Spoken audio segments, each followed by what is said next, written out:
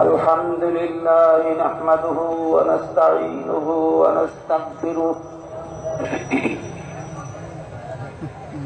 ونستغفره ونؤمن به ونتوكل عليه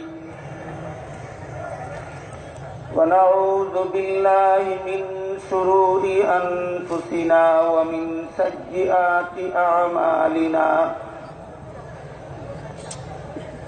من يهده الله فلا مضل له ومن يضلله فلا هادي له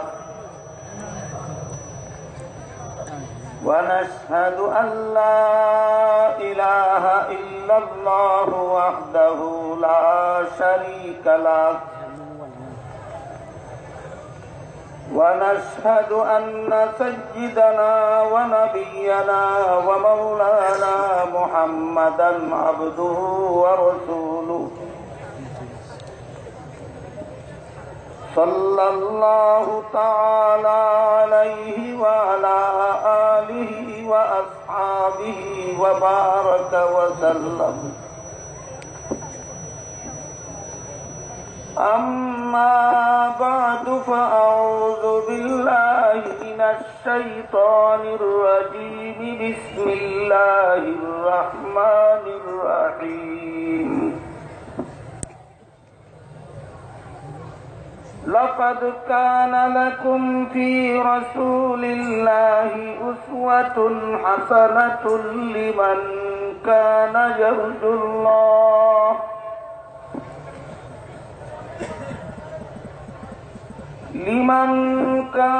يرجو الله واليوم الآخر وذكر الله كثيرا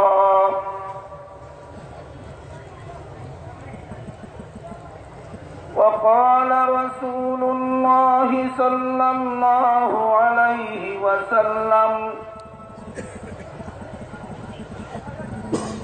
من تمسك بسنتي عند فساد أمتي فله أجر 100 شهيد أو كما قال عليه الصلاة والسلام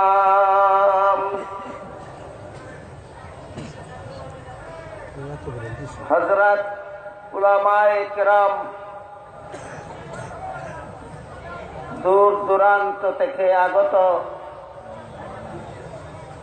সর্বস্তরের মুসলমান ভাইয়েরা আমার,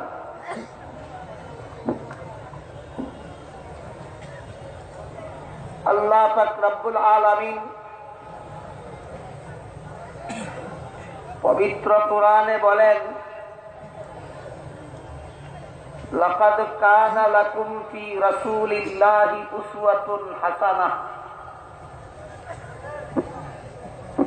অর্থাৎ অবশ্যই তোমাদের মধ্যে রয়েছে আল্লাহর রাসূলের মধ্যে উত্তম আদর্শ। লিমান কানা ইয়ারজুল্লাহ ওয়াল ইয়াউমাল আখির ওয়া যাকারাল্লাহ কাসীরা, রাসূলের মধ্যে বিদ্যমান আদর্শ গ্রহণ করতে পারবে কারা? আল্লাহ বলেন, লিমান কানা ইয়ারজুল্লাহ,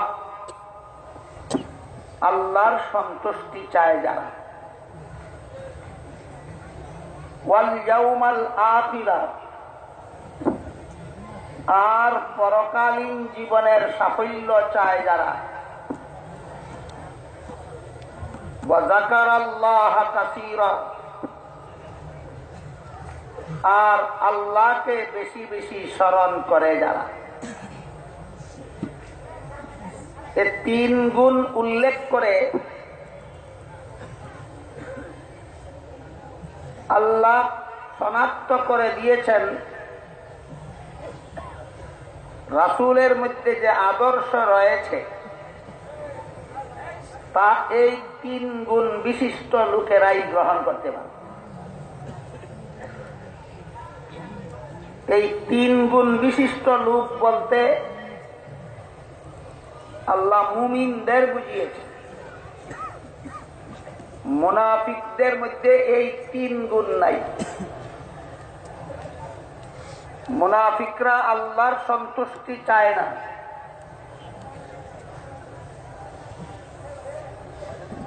মুনাফিকরা পরকালীন জীবনের সাফল্য চায় না, মুনাফিকরা আল্লাহকে নামে মাত্র স্মরণ করে। তাই আল্লাহর সন্তুষ্টি কাম্য হয় একমাত্র মুমিনদের, পরকালীন জীবনের সাফল্য কাম্য হয় একমাত্র মুমিনদের। আল্লাহকে বেশি বেশি স্মরণ করার আমল থাকে একমাত্র মুমিনদের। তাই রাসূলের আদর্শ মুমিনরা গ্রহণ করতে পারে। মুনাফিকদের মধ্যে এই গুণগুলি নেই, তাই তারা আল্লাহর রাসূলের আদর্শ গ্রহণ করতে পারবে না। আমরা সবাই, সমস্ত মুমিন মুসলমানেরা বিশ্বাস করি, বলি যে রাসূলের মধ্যে আমাদের জন্য আদর্শ রয়েছে, একমাত্র রাসূলের আদর্শই আমাদের অনুসরণীয়। কিন্তু বাস্তবে দেখা যায় বর্তমান সমাজের বেশিরভাগ মুমিন মুসলমানেরাও রাসূলের আদর্শ থেকে, রাসূলের সুন্নত থেকে অনেক দূরে অবস্থান করে। রাসূলের সুন্নতকে বুঝার অভাবে, রাসূলের সুন্নতের গুরুত্ব অনুধাবন করার অভাবে, রাসূলের সুন্নতের ফলাফল অনুধাবন করার অভাবে বর্তমান সমাজের বেশিরভাগ মুসলমান রাসূলের সুন্নত থেকে দূরে অবস্থান করে। তাই রাসূলের সুন্নত কথাটা, এর অর্থ কি এবং তা কত প্রকার ও কি কি, কোন প্রকারের সুন্নতের ফলাফল কি, বিষয়টা ধারাবাহিকভাবে আমাদের আলোচনায় আসা দরকার, শোনা দরকার, বোঝা দরকার। আল্লাহ আপনাদের সাথে আমাকেও এগুলি বুঝার এবং গ্রহণ করার তৌফিক দান করুন।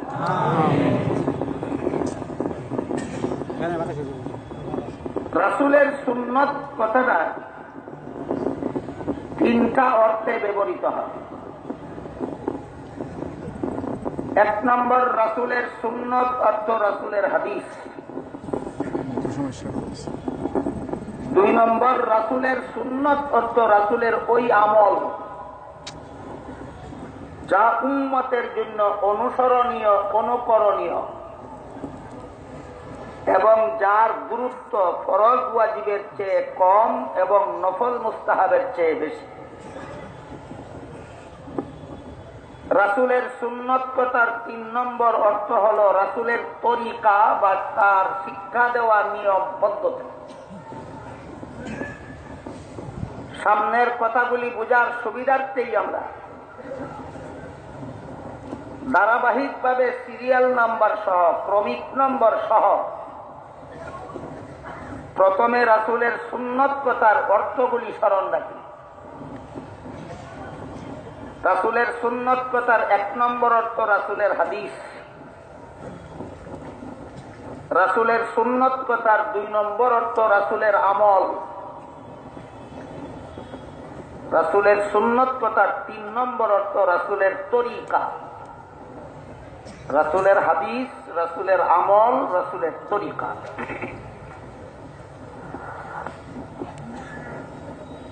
এক হাদিসে রাসূল করিম সাল্লাল্লাহু আলাইহি ওয়াসাল্লাম বলেন,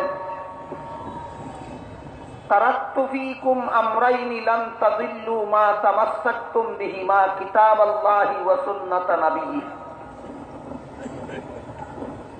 এর অর্থ হলো, আমি দুনিয়ার থেকে বিদায় কালে তোমাদের হাতে 2টি জিনিস রেখে যাচ্ছি। যতদিন পর্যন্ত তোমরা আমার উম্মতেরা আমার রেখে যাওয়া 2টি জিনিস শক্তভাবে আঁকড়িয়ে থাকবে,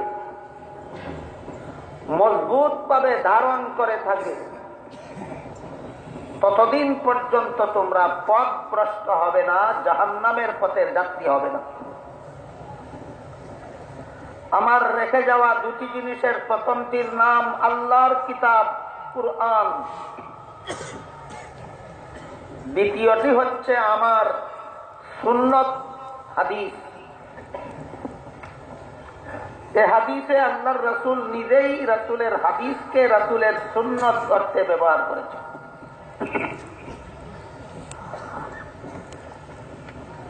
আরেক হাদিসে রাসূল করিম সাল্লাল্লাহু আলাইহি ওয়াসাল্লাম বলেন, রমজান মাসের দিনের বেলায় রোজা রাখা আল্লাহ তোমাদের জন্য ফরজ করেছেন, আর রাতের বেলায় তারাবিহের নামাজ পড়া আমি রাসূল তোমাদের জন্য সুন্নত করেছি। রমজানের দিনের রোজা আল্লাহর ফরজ, রাতের তারাবি রাসূলের সুন্নত। এখানে রাসূলের সুন্নত কথাটাকে রাসূল নিজেই রাসূলের আমল অর্থে ব্যবহার করেছেন। আরেক হাদিসে রাসূল করিম সাল্লাল্লাহু আলাইহি ওয়াসাল্লাম বলেন, মান তামাসসাকা বিসুন্নতি ইনদা ফাসাদি উম্মতি ফালাহু আজরু মিআতি শাহীদ। অর্থাৎ যে যুগে আমার উম্মতেরা আমার সুন্নত থেকে দূরে সরে যাবে, সে যুগে যারাই আমার সুন্নতে অটল থাকবে তারা 100 শহীদের সওয়াব পাবে। এখানে রাসূল তার সুন্নতকে রাসূলের তরিকা অর্থে ব্যবহার করেছেন। সুতরাং রাসূল নিজেই তার বিভিন্ন হাদিসে সুন্নত কথাটাকে বিভিন্ন অর্থে ব্যবহার করেছেন। রাসূলের সুন্নত কথার 1 নম্বর অর্থ হলো রাসূলের হাদিস। রাসূলের সুন্নত কথার 2 নম্বর অর্থ হলো রাসূলের আমল। রাসূলের সুন্নত কথার 3 নম্বর অর্থ হলো রাসূলের তরিকা।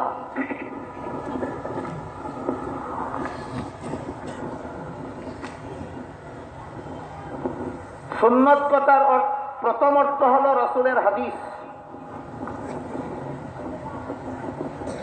এই হাদিসের ভান্ডারে অনেকগুলি আছে উম্মতের জন্য অনুকরণীয়, অনেকগুলি আছে উম্মতের জন্য অনুকরণীয় নয়। যে হাদিসগুলি উম্মতের জন্য অনুকরণীয় নয় সেগুলিকেও হাদিসে আল্লাহর রাসূল সুন্নত বলেছেন। এটাকে আরবি ভাষার নিয়ম অনুপাতে তসমিয়াতুল কুল বিইসমিল জুজ বলা, অর্থাৎ পূর্ণ একটা জিনিসের নাম রাখা তার একটা অংশের ভিত্তিতে। যেমন আপনারা জানেন সূরাতুল ফাতিহার এক নাম সূরাতুল হামদ, আল্লাহর প্রশংসা করার সূরা। এ সূরার শুরু থেকে শেষ পর্যন্ত শুধু আল্লাহর প্রশংসা করা হয়নি, বরং সূরার প্রথম আয়াতে আল্লাহর প্রশংসা করা হয়েছে। এরই ভিত্তিতে সম্পূর্ণটা সূরার নামকরণ করা হয়েছে সূরাতুল হামদ। এটাকে তসমিয়াতুল কুল বিইসমিল জুজ বলে। এ পদ্ধতিতেই প্রথমোক্ত হাদিসে যে আল্লাহর রাসূল বলেছেন রাসূলের রেখে যাওয়া দ্বিতীয় জিনিসটা রাসূলের সুন্নাত তথা রাসূলের হাদিস, এখানে সবগুলি হাদিস অনুকরণীয় অর্থে নয়, বরং তসমিয়াতুল কুল বিইসমিল জুজ নীতি অনুপাতে সবগুলি হাদিসের নাম অনুকরণীয় হাদিসগুলির ভিত্তিতে নামকরণ করা হয়। এই জিনিসটা হয়তো বুঝার অভাবে আর না হয় বুঝে শুনে এড়িয়ে যাচ্ছে বর্তমান বাংলাদেশের নব উদ্ভূত একদল ফিতনার অধিকারী, যাদের আসল নাম হলো লামাযহাবী। এরা বলে আমরা হাদিসের অনুকরণ করি, মাযহাবের অনুকরণ করি না। অথচ রাসূলের সমস্ত হাদিসের অনুকরণ কোন মুসলমান করতে পারে না। শুধুমাত্র হাদিসে যা আছে তাই অনুকরণ করবে এমন কোন মুসলমান হতে পারে না। যেমন ধরুন হাদিসে আছে রাসূল করিম সাল্লাল্লাহু আলাইহি ওয়াসাল্লাম একত্রে 9 বিবি রেখেছেন। রাসূল একত্রে রেখেছেন কতজন বিবি? হাদিসটা কোন মুসলমানের অনুকরণযোগ্য? তাহলে হাদিসে যা কিছু আছে সবকিছু মুসলমান অনুকরণ করতে পারে, সুতরাং হাদিসের সবকিছু অনুকরণীয় নয়। রাসূলের রেখে যাওয়া হাদিসের ভান্ডারের হাদিসগুলি হল ফার্মেসিতে বিদ্যমান ঔষধের ভান্ডারের মতো। আর ইমামগণের মাযহাব হল ডাক্তারের প্রদত্ত ব্যবস্থাপত্রের মতো। ফার্মেসিতে ঔষধের ভান্ডার থাকলেই সবগুলি ঔষধ সব রোগী খেতে পারে না। শুধু যে রোগীর জন্য ডাক্তার যে ঔষধ ব্যবহারের ব্যবস্থা দিবে সেই রোগী শুধু সেই ঔষধ ব্যবহার করতে পারে। ঠিক তেমনি ভাবে রাসূলের হাদিসের ভান্ডারে যত হাদিস আছে সব হাদিস যে কোনো উম্মত অনুকরণ করতে পারে না। শুধু মাযহাবের ইমামগণ যে উম্মতের জন্য যখন যে হাদিস অনুকরণীয় তখন সেই হাদিস অনুকরণ করতে পারে। কাজেই হাদিসে যা আছে তা অনুকরণ করি, এই অর্থে কোন মুসলমান আহলে হাদিস হতে পারে না। হ্যাঁ, মুহাদ্দিসিনে কেরামের পরিভাষায় একদল আহলে হাদিস লোক এক সময় ছিলেন। সেই আহলে হাদিস এই আহলে হাদিস নয়।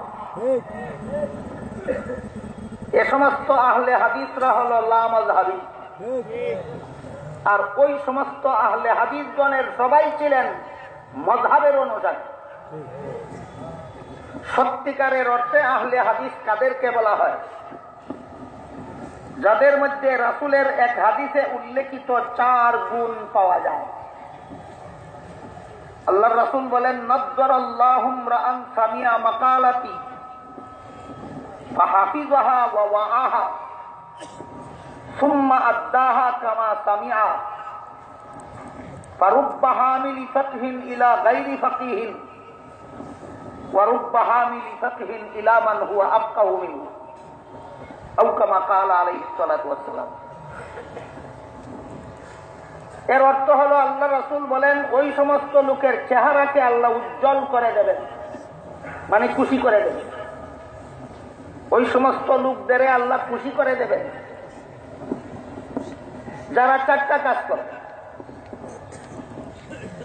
4 কাজের প্রথম কাজ, আমার হাদিস যারা শিখবে, আমার হাদিস যারা। 2 নম্বর কাজ, হাদিসগুলি হেফাজত করবে। হেফাজত করার পদ্ধতি 2টা, একটা মুখস্থ করার মাধ্যমে আর একটা লিপিবদ্ধ করার মাধ্যমে। 3 নম্বর কাজ, হাদিসগুলি বিনষ্ট হতে দেবে না। বিনষ্ট হতে না দেওয়ার পদ্ধতিও 2টা। মুখস্থ করার মাধ্যমে হেফাজত করে থাকলে ভুলবে না, লিপিবদ্ধ করার মাধ্যমে হেফাজত করে থাকলে লিখিত হাদিসকে বিনষ্ট হতে দেবে না। 4 নম্বর কাজ, আমার হাদিস যেমনটা শিখেছে তেমনটা অপরকে শিক্ষা দেবে। রাসূলের হাদিস শিখবে, রাসূলের হাদিস সংরক্ষণ করবে, রাসূলের হাদিস বিনষ্ট হতে দেবে না, রাসূলের হাদিস অপরকে শিক্ষা দেবে। এমন 4 গুণে গুণীজনকে মুহাদ্দিসিনে কেরামের পরিভাষায় আহলে হাদিস বলা হয়। আমাদের বর্তমান সমাজের লামাযহাবীদের মধ্যে এই 4 গুণের একটাও নাই। সুতরাং এই আহলে হাদিস সেই আহলে হাদিস নয়। প্রসিদ্ধ চার মাযহাবের চার ইমামের প্রত্যেকেই আহলে হাদিস ছিল। ইমাম আবু হানিফা রহমতুল্লাহি আলাইহি লিখিত হাদিসের কিতাবের নাম মুসনাদে আবি হানিফা। ইমাম শাফিঈ রহমতুল্লাহি আলাইহি লিখিত হাদিসের কিতাবের নাম কিতাবুল ইমাম মালিক রহমতুল্লাহি আলাইহি লিখিত হাদিসের কিতাবের নাম মুআত্তায়ে মালিক। ইমাম আহমদ ইবনে হাম্বল রহমতুল্লাহি আলাইহি লিখিত হাদিসের কিতাবের নাম মুসনাদে আহমদ। চার মাযহাবের চার ইমামের প্রত্যেকেই হাদিসের কিতাব লিখেছিলেন, হাদিস না জানার কারণে, না হাদিসের ভান্ডার হওয়ার কারণে। তারা ছিলেন সত্যিকারের অর্থে আহলে হাদিস। সুতরাং আমাদের বর্তমান সমাজের লামাযহাবীদের মুখে আহলে হাদিস কথায় যেন আমরা কেউ দুখায় না। এরা সত্যিকারের আহলে হাদিস নয়, আর যে ব্যাখ্যা মতো তারা আহলে হাদিস হওয়ার দাবি করে সেই ব্যাখ্যা মতো কোন মুসলমান আহলে হাদিস হতে পারে না। এক হাদিসে উল্লেখ আছে, হযরত রাসূল করিম সাল্লাল্লাহু আলাইহি ওয়াসাল্লাম একদিন নিতান্ত ঠেকা বশত দাঁড়িয়ে পেশাব করেছিল। এমনিতেই না ঠেকা বশত। এটা উম্মতের জন্য অনুকরণীয় যে হাদিসে যা আছে তাই উম্মত অনুকরণ করতে পারে পারে। সুতরাং এদের আহলে হাদিস নাম ধারণ করে না, হয়তো মূর্খতা আর না হয় দুঃখা। হয়তো এরা এমন মূর্খ যে এরা জানেই না আহলে হাদিস কাকে বলে, অথবা এরা বাংলাদেশের প্রতি লক্ষ মুসলমানদের ৯৯,৯৯৯ জন হানাফি মাযহাব অনুসারী মুসলমানকে ধোঁকা দিতে চায় আহলে হাদিসের নামে।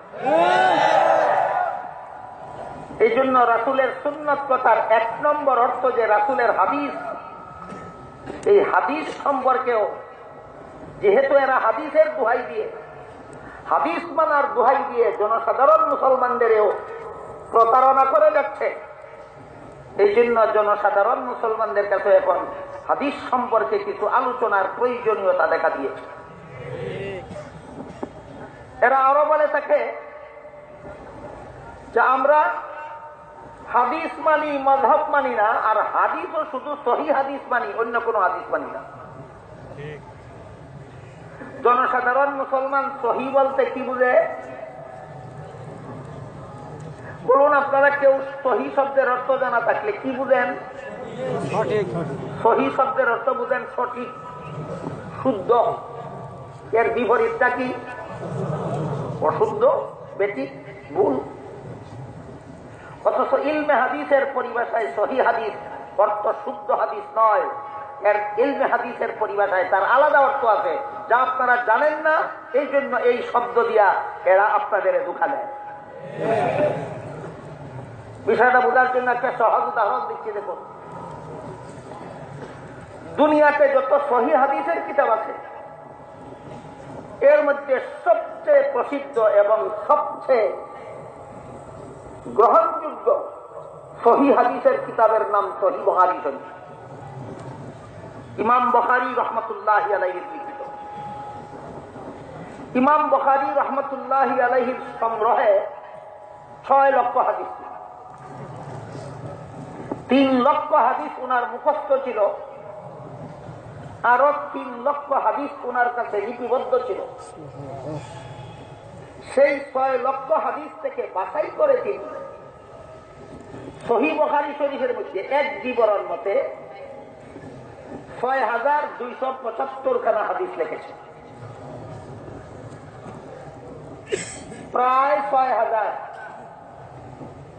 ৬ লক্ষ হাদিস উনার কাছে ছিল, কিন্তু সেখান থেকে বাছাই করে মাত্র ৬,০০০ হাদিস তার কিতাবে লেখলেন।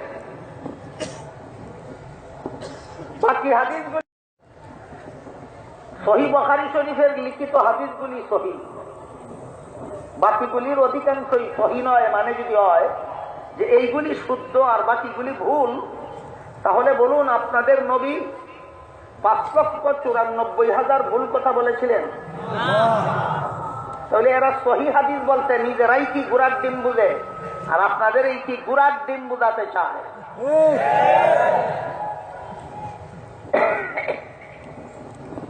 যেহেতু ফিতনাটা এরা সমাজে ছড়িয়েই দিয়েছে, এই জন্য আপনাদেরকে সতর্ককরণের জন্য না বলেও পারা যাচ্ছে। ইলমে হাদিসের পরিভাষাগুলি বুঝার যোগ্যতা অর্জন করার জন্য একাধারে 10 বছর মাদ্রাসায় লেখাপড়া করতে হয়। অথচ এই লামাযহাবীরা 1 বছরও মাদ্রাসায় লেখাপড়া করে। যারা একাধারে মাদ্রাসায় 10 বছর লেখাপড়া করেছেন, তারা ইলমে হাদিসের পরিভাষাগুলি মাত্র বুঝার যোগ্যতা অর্জন করেছেন, তারপরে আলাদাভাবে ইলমে হাদিস শিক্ষা গ্রহণ করতে হয়। যেহেতু আপনারা সবাই 10 বছর মাদ্রাসায় লেখাপড়া করে আসেননি, তাই আপনাদেরকে সহিহ হাদিস কাকে বলে এই প্রশ্নের জবাবটা আমি পুরাপুরি বুঝাতে পারবো না, তবে ইনশাআল্লাহ একটু মনোযোগ দিয়ে শুনলে মোটামুটি ভাবে বুঝতে পারবেন। রাসূল করিম সাল্লাল্লাহু আলাইহি ওয়াসাল্লামের সবগুলি হাদিস বর্ণনা সূত্রে পরবর্তী উম্মতদের কাছে পৌঁছে। একটা হাদিস রাসূলের কাছ থেকে একজন সাহাবী বর্ণনা করলেন, সাহাবীর থেকে একজন তাবেঈ বর্ণনা করলেন, তাবেঈ থেকে হাদিসটা তাবেঈ বর্ণনা করলেন, তার থেকে আর তার ছাত্র, তার থেকে তার ছাত্র, তার থেকে তার ছাত্র, এইভাবে বর্ণনা সূত্রে রাসূলের হাদিসগুলি আমাদের কাছে পৌঁছেছে এবং বর্ণনা সূত্রে কিয়ামত পর্যন্ত অনাগত প্রজন্মদের হাতে রাসূলের হাদিসগুলি পৌঁছবে। বলুন, রাসূল এর হাদিসগুলি উম্মতের হাতে কোন সূত্রে পৌঁছে? বর্ণনা সূত্রে। রাসূলের হাদিস যারা বর্ণনা করেন, এদের আপনারা কি মনে করেন রাসূলের হাদিস বর্ণনা করার কোন যোগ্যতার দরকার হয় না? রাসূলের হাদিস বর্ণনা করার যোগ্যতার দরকার হয় না? দরকার হয়, কিন্তু কোন একটা যোগ্যতা সর্বলোকের কাছে সমানভাবে হয় না। কারো কাছে উন্নত মানের যোগ্যতা থাকে, কারো কাছে মধ্যম ধরনের যোগ্যতা থাকে, কারো কাছে নিম্নমানের যোগ্যতা থাকে। রাসূলের হাদিসের ভান্ডারে যত লক্ষ হাদিস আছে, সমস্ত হাদিস বর্ণনাকারীদের যোগ্যতার দৃষ্টিভঙ্গিতে 3 প্রকার। যেসব হাদিস সর্বোচ্চ যোগ্যতা সম্পন্ন বর্ণনাকারীরা বর্ণনা করেছেন, এই সমস্ত হাদিসকে সহিহ হাদিস বলা হয়। যে সমস্ত হাদিস মধ্যম ধরনের যোগ্যতা সম্পন্ন বর্ণনাকারীরা বর্ণনা করেছেন, সেগুলিকে হাসান হাদিস বলা হয়। যে সমস্ত হাদিস নিম্নতম যোগ্যতা সম্পন্ন, নাকি অযোগ্য, নিম্নতম যোগ্যতা সম্পন্ন বর্ণনাকারীরা যেসব হাদিস বর্ণনা করেছেন, ওইগুলিকে যঈফ হাদিস বলা হয়। সাধারণত ইসলামী কোন আকীদা বিশ্বাস প্রমাণের জন্য সহিহ হাদিসগুলি দলিল হিসাবে গৃহীত হয়। ইসলামী কোন আমল প্রমাণের জন্য হাসান হাদিসের দলিল যথেষ্ট হয়। কোন আমলের ফজিলত যঈফ হাদিসের দ্বারাও প্রমাণিত হয়। এবার বলুন, এরা যে বলে সহিহ হাদিস মানি আর কোন হাদিস মানি না, কথাটা হক না বাতিল? আপনারা কোন হাদিস মানেন, কোনটা মানেন না? আকীদা প্রমাণের জন্য সহিহ হাদিসের দলিল দিতে হবে, আমল প্রমাণের জন্য হাসান হাদিসের দলিল যথেষ্ট। ফজিলত যঈফ হাদিসের দ্বারাও প্রমাণিত হয়। কাজেই সহিহ হাদিস মানি আর কোন হাদিস মানি না, এটা বাতিল দল লামাযহাবীদের বাতিল উক্তি ছাড়া আর কিছু নয়। রাসূলের সুন্নাত কথার 3টা অর্থ। প্রথম অর্থ, এই হাদিস সম্পর্কে সামান্য একটু আলোচনা আপনাদের সামনে এই জন্য তুলে ধরলাম, যেহেতু লামাযহাবীদের ফিতনা বাংলাদেশের মুসলমানদের দ্বারে উঁকি মারছে, এই জন্য আগের থেকেই যেন আপনারা এই লামাযহাবী ফিতনা সম্পর্কে সতর্ক থাকতে পারেন। তাই হাদিস সম্পর্কে সামান্য একটু আলোচনা আপনাদের সামনে তুলে ধরলাম। এবার রাসূলের সুন্নত কথার 2 নম্বর অর্থ রাসূলের ওই আমল যা উম্মতের জন্য অনুকরণীয়, যার গুরুত্ব ফরজ ওয়াজিবের চেয়ে কম এবং নফল মুস্তাহাবের চেয়ে বেশি, এইটাকে আমলি সুন্নত বলা হয়। রাসূলের সুন্নত কথার 2 নম্বর অর্থ যে রাসূলের আমল, এটাকে আমলি সুন্নত বলা হয়। এটা আবার 2 প্রকার। এই সুন্নতটা আবার 2 প্রকার। একটা হলো সুন্নতে মুআক্কাদা আর একটা হলো সুন্নতে জায়েদা। বুঝে থাকতে বলুন তো, আমলি সুন্নত কত প্রকার? একটা সুন্নতে মুআক্কাদা আর একটা সুন্নতে জায়েদা।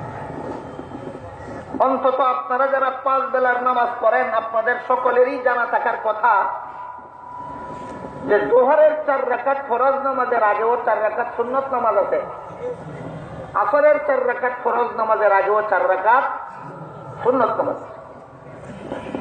যোহরের 4 রাকাতও সুন্নত, আসরের 4 রাকাতও সুন্নত, কিন্তু দুটোটা কি একরকম সুন্নত? তাহলে যোহরেরটা কেমন সুন্নত? সুন্নতে মুআক্কাদা। আসরেরটা কেমন সুন্নত? সুন্নতে জায়েদা। এখানে জরুরি ভিত্তিতে আমাদের 4টা কথা বোঝা দরকার। 1 নম্বর, সুন্নতে মুআক্কাদা আমল করলে কি হয়? 2 নম্বর, সুন্নতে মুআক্কাদা আমল না করলে কি হয়? 3 নম্বর, সুন্নতে জায়েদা আমল করলে কি হয়? 4 নম্বর, সুন্নতে জায়েদা আমল না করলে কি হয়? আমলি সুন্নত সম্পর্কে জরুরি ভিত্তিতে কটা কথা বোঝা দরকার? 4টা কথা। 1 নম্বর, সুন্নতে মুআক্কাদা আমল করলে কি হয়? যারা নিয়মিতভাবে সুন্নতে মুআক্কাদা আমল করেন, তারা হাসরের মাঠে নবীর খাস সুপারিশের অধিকারী হবে। কিয়ামতের দিন নবীর বিশেষ সুপারিশ পাওয়ার জন্য সুন্নতে মুআক্কাদা গুরুত্ব সহকারে পালন করা ছাড়া বিকল্প না। আমি দুঃখিত যে কিয়ামতের দিন নবীর খাস সুপারিশ বলতে কি বোঝায়, সেই আলোচনায় গেলে আমি আমার মূল আলোচনার থেকে অনেক দূরে সরে যেতে হবে। এজন্য আজকের মতো কিয়ামতের দিনে নবীর খাস সুপারিশ, বিশেষ সুপারিশ বলতে কি বোঝায় তা সবিস্তারে বলার সময় সুযোগ আমার হাতে নাই, সেজন্য দুঃখিত। শুধু মোটামুটি ভাবে আমরা স্মরণ রাখি, হাসরের মাঠে একটা সুপারিশ হবে, যে সুপারিশ মুমিন বেদিন নির্বিশেষে, মুসলমান অমুসলমান নির্বিশেষে, মুহাম্মদুর রাসূলুল্লাহর উম্মত তথা অন্য নবীর উম্মত নির্বিশেষে সমস্ত আদম সন্তানেরাই একটা সুপারিশ পাবে হাসরের মাঠে। শুধুমাত্র মুহাম্মদুর রাসূলুল্লাহ ছাড়া সেই সুপারিশের অধিকার হাসরের মাঠে আর কেউ পাবেন না। এটাকে খাস সুপারিশ বলে না, সেটাকে আম সুপারিশ বলে। সেটা হলো হাসরের মাঠের মানুষের হিসাব নিকাশ শুরু করার সুপারিশ। হাসরের মাঠে কোনো মানুষের হিসাব নিকাশ শুরুই হবে না, কোন মুমিনের হিসাব নিকাশ শুরুই হবে না, কোন বেদিন কাফিরের হিসাব নিকাশ শুরুই হবে না মুহাম্মদুর রাসূলুল্লাহ সুপারিশ দ্বারা। তাহলে এটা খাস সুপারিশ হলো না আম সুপারিশ হলো? বিশেষ সুপারিশ হলো না সাধারণ সুপারিশ হলো? সর্বসাধারণেই সেই সুপারিশ। আরেক রকমের সুপারিশ আছে যা শুধুমাত্র মুমিন মুসলমান ছাড়া আর কেউ পাবেন না। আরেক রকমের সুপারিশ আছে যা শুধুমাত্র মুমিন মুসলমান ছাড়া আর কেউ পাবে না। এটা আবার কয়েক প্রকার। এর মধ্যে এই খাস সুপারিশের এক প্রকার সুপারিশ হলো মুহাম্মদুর রাসূলুল্লাহ সাল্লাল্লাহু আলাইহি ওয়াসাল্লামের সুপারিশের কারণে আল্লাহ পাক রব্বুল আলামিন তার উম্মতের 70,000 ব্যক্তিকে বিনা হিসাবে জান্নাতে দিবেন। এটা আম সুপারিশ না খাস সুপারিশ? আল্লাহর রাসূল সাল্লাল্লাহু আলাইহি ওয়াসাল্লাম যখন বললেন যে আল্লাহ আমাকে বলে দিয়েছেন আমার উম্মতের 70,000 ব্যক্তিকে আল্লাহ বিনা হিসাবে জান্নাতে দিবেন। তখন উমর ফারুক রাদিয়াল্লাহু আনহু জিজ্ঞেস করলেন, ওগো আল্লাহর রাসূল, আল্লাহ তো আপনাকে নিজের পক্ষ থেকে বলে দিয়েছেন আপনার 70,000 উম্মতকে আল্লাহ বিনা হিসাবে জান্নাতে দিবেন, সংখ্যাটা আরো বাড়াবার জন্য আপনি আল্লাহর কাছে সুপারিশ করলেন না কেন? উমর বলেন, সংখ্যাটা আরো বাড়াবার জন্য আল্লাহর কাছে সুপারিশ করলেন না কেন? উমরের প্রশ্নের জবাবে রাসূল বলেন, আমি সুপারিশ করেছি। উমর বলেন, সুপারিশ করার পরে কি পেয়েছেন তা বলুন। রাসূল বলেন, সুপারিশ করার পর আল্লাহ আমাকে বলে দিয়েছেন আল্লাহর পক্ষ থেকে যে 70,000 উম্মতকে আমার বিনা হিসাবে জান্নাতের ঘোষণা দিয়েছিলেন, আমার সুপারিশের কারণে আল্লাহ প্রদত্ত 70,000-এর প্রত্যেকের সাথে আরো 70,000 করে আমার উম্মতকে আল্লাহ বিনা হিসাবে জান্নাতে দিবেন। এটা কেমন সুপারিশ? খাস। তাহলে আপনাদের নবীর কতজন উম্মত সর্বমোট বিনা হিসাবে জান্নাতে যাবে? 70,000 যোগ 70,000 না 70,000 পূরণ 70,000 সমান 490 কোটি। মুহাম্মদুর রাসূলুল্লাহর উম্মতের 490 কোটি ব্যক্তিকে আল্লাহ শুধু মুহাম্মদুর রাসূলুল্লাহর সুপারিশে বিনা হিসাবে জান্নাতে দিবেন। কেমন সুপারিশ? খাস। আরো আছে রাসূলের খাস সুপারিশের আরো বিভিন্ন প্রকার আছে। শুধু এক প্রকারের খাস সুপারিশের কথা বলি। এবার আমি আমার মূল আলোচনার দিকে ফিরে যাই। যারা নিয়মিত রাসূলের সুন্নতে মুআক্কাদা আমল করবে তারা হাসরের মাঠে নবীর খাস সুপারিশ পাবে। এবার বলুন তো, নবীর সুন্নতের দাম কত? এগুলি আমাদের জানা থাকলে, এইগুলির গুরুত্ব অন্তরে উপলব্ধি হলে আমরা জীবনে কখনো নবীর সুন্নতে মুআক্কাদায় উদাসীন হতে পারি না, অবহেলাকারী হতে পারি না। 4 কথার এক কথা গেল, সুন্নতে মুআক্কাদা আমল করলে কি হয়? বলুন তো কি হয়?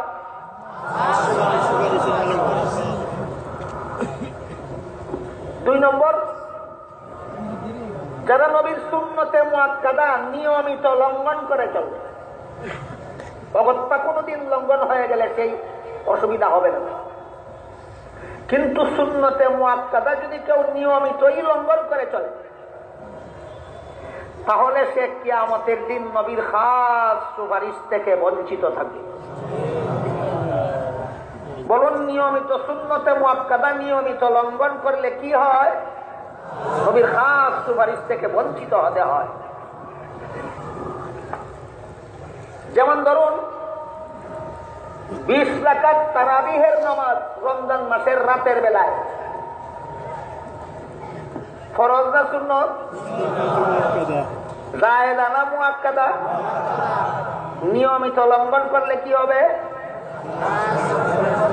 খাস সুপারিশ থেকে বঞ্চিত হবে। লামাযাবিরা নিজেরা তো লঙ্ঘন করেই জীবনভর আপনাদেরকেও লঙ্ঘন করতে বলে। কিভাবে বলে? এরা বলে তারাবির নামাজ 20 রাকাত নয়, তারাবির নামাজ 8 রাকাত। বলে কিনা লামাযাবিরা তারাবির নামাজ 20 রাকাত নয়, তারাবির নামাজ 8 রাকাত বলে কিনা? বলে। এরা চ্যালেঞ্জ করে কোন হাদিসে তারাবির নামাজ 20 রাকাত নাই। মুসান্নাফে ইবনে আবি শাইবা নামক হাদিসের বিখ্যাত কিতাবে উল্লেখ আছে, হযরত রাসূল করিম সাল্লাল্লাহু আলাইহি ওয়াসাল্লাম তারাবির নামাজ 20 রাকাত পড়তেন। বলুন, হাদিসের কিতাবে রাসূল তারাবির নামাজ 20 রাকাত পড়তেন কথাটা হাদিসের কিতাবে আছে কি নাই? তাইলে এরা হাদিস মানে নাকি হাদিস জানেও না? আহলে হাদিস দাবি করে কিন্তু হাদিস জানবে দূরের, মানবে দূরের কথা, হাদিস জানেও না। এই হাদিসের উল্লেখ করলে আবার বলে এইটা জয়ীফ হাদিস। আমরা জয়ীফ হাদিস শুনি। খুব ভালো কথা। রাসূলের একটা সহিহ হাদিস আছে। রাসূল বলেন, আলাইকুম বিসুন্নতি ওয়া সুন্নাতিল খুলাফাইর রাশিদিন আল মাহদিয়্যিন। হে আমার উম্মত মুসলমানেরা, তোমাদের জন্য আমার সুন্নত যেভাবে অবশ্য পালনীয়, তেমনি ভাবে আমার খুলাফায়ে রাশিদিনের সুন্নত অবশ্য পালনীয়। এটা জয়ীফ হাদিস নয়, এটা সহিহ হাদিস। আর খুলাফায়ে রাশিদিনের দ্বিতীয় খলিফা কে ছিলেন আপনারা কেউ বলতে পারেন? হযরত উমর ফারুক রাদিয়াল্লাহু তাআলা আনহু রমজান মাসে মসজিদে তারাবির নামাজে কুরআন খতম করার ব্যবস্থা করেছিলেন। হযরত উমরের ব্যবস্থা দিনে 20 রাকাত তারাবি প্রতিদিন মসজিদে জামাতের সাথে করা হতো। এটাও জয়ীফ হাদিস না সহিহ হাদিস? তাইলে এরা জয়ীফ হাদিসের বাহানায় সহিহ হাদিসও অমান্য করার চক্রান্ত করে চলেছে। বাকি রইল তারা যে বলে তারাবির নামাজ 8 রাকাত, তারা হাদিসের দ্বারা দলিল পেশ করে। কি হাদিস? হাদিসে উল্লেখ আছে রাসূল করিম সাল্লাল্লাহু আলাইহি ওয়াসাল্লাম বিতির সহ 11 রাকাত পড়তেন। বিতির সহ, বলুন তো 11 রাকাত থেকে বিতিরের 3 রাকাত বাদ দিলে কয় রাকাত থাকে? এই তো 8 রাকাতের হাদিস পাওয়া গেল। এটা হলো লামাযহাবীদের দলিল। কিন্তু মজার ব্যাপার হচ্ছে, এই 8 রাকাতের কথা যে হাদিসে আছে, সেই হাদিসে উল্লেখ আছে এই 8 রাকাত নামাজ আল্লাহ রাসূল 12 মাস পড়তেন। এই 8 রাকাত নামাজ আল্লাহ রাসূল, তাহলে এটার নাম তারাবি না তাহাজ্জুদ? তাহাজ্জুদের হাদিস দিয়ে তারাবির দলিল দেয়। এই জালিয়াতিকারীদের নাম আহলে হাদিস। তারপরে শুনুন, আরেক হাদিসে উল্লেখ আছে হযরত রাসূল করিম সাল্লাল্লাহু আলাইহি ওয়াসাল্লাম বিতির সহ 23 রাকাত নামাজ পড়তেন।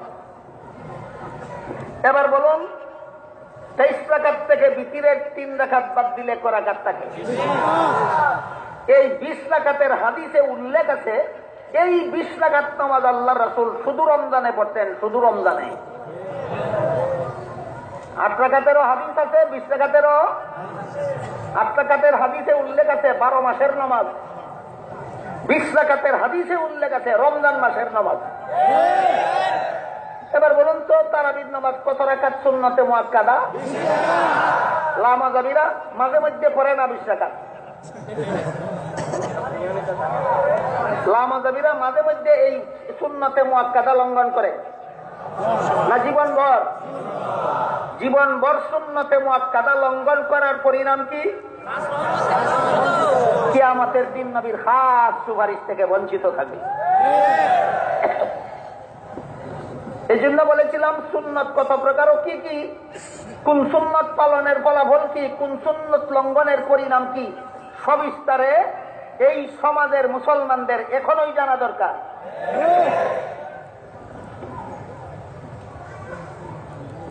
নবীর সুন্নত কথার 2 নম্বর অর্থ আমলি সুন্নত। এটা কত প্রকার? সুন্নতে মুআক্কাদা, সুন্নতে জায়েজ। সুন্নতে মুআক্কাদা নিয়মিত পালন করলে কি হয়? নবীর খাস সুপারিশ পাওয়া যায়। সুন্নতে মুআক্কাদা নিয়মিত লঙ্ঘন করলে কি হয়? এবার বলুন, তারাবির নামাজ সুন্নতে জায়েজা না মুআক্কাদা? 8 রাকাত না 20 রাকাত? সারা জীবন পড়লে কি হবে, সারা জীবন না পড়লে কি হবে? ফলাফল পরিষ্কার হইল কিনা?